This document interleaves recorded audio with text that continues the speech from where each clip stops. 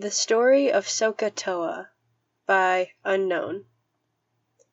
Once upon a time, a long time ago, there lived a poor girl on a farm. Her name was Wilma. She lived all alone. She lived a humble life that didn't involve too much change.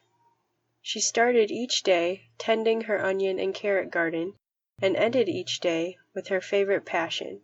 She loved dancing.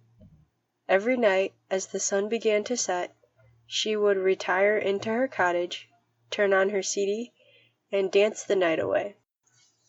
Meanwhile, up at the castle, Prince Fred was wondering what the rest of the world was like. He hopped on his handsome steed and set out to find what others in the kingdom did with their days. He made his rounds and bumped into a million different people, but nothing made much of an impression with him until he heard a sound.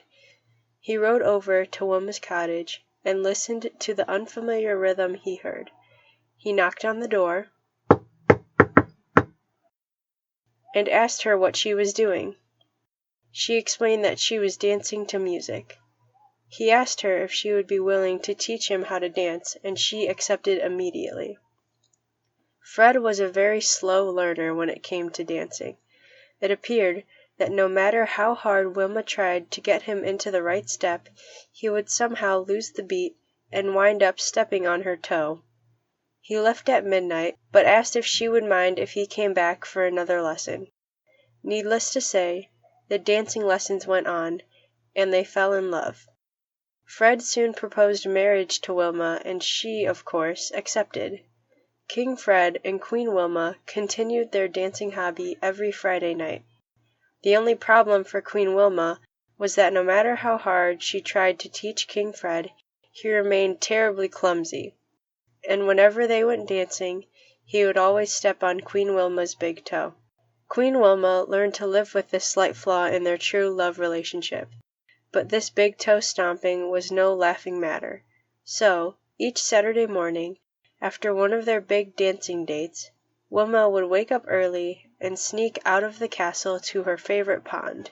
There she would sit for an hour, soaking her big toe until the swelling went down. As the years passed by, the whole kingdom would watch the king and the queen's rituals of dancing and soaking with delight. Even after the king and the queen died, their love story lived on in the hearts of the kingdom. Of course, like all good legends, time changed the facts as well as the names. King Fred was remembered as King Klutz, and Queen Wilma was remembered as Queen SOHCAHTOA. The end. Queen SOHCAHTOA's name is a tool we can use to help us learn the trigonometry of right triangles. As a reminder, a right triangle is a triangle that contains one 90-degree angle. Also, recall that when focusing on one angle of the triangle, the side directly across or opposite of that angle is called the opposite side, and the side right next to the angle is known as the adjacent side. The longest side of a right triangle is called the hypotenuse. Now, SOHCAHTOA can be broken into three parts. The first is SO, S-O-H. This helps us to know that sine is opposite over hypotenuse. The second part is CA, C-A-H. This helps us to know that cosine is adjacent over hypotenuse. And finally, the third part is TOA, T-O-A. This helps us to know that tangent is opposite over adjacent. Now, whenever you need to find the sine, cosine, or tangent of an angle, just think of Queen SOHCAHTOA's name and you can't go wrong.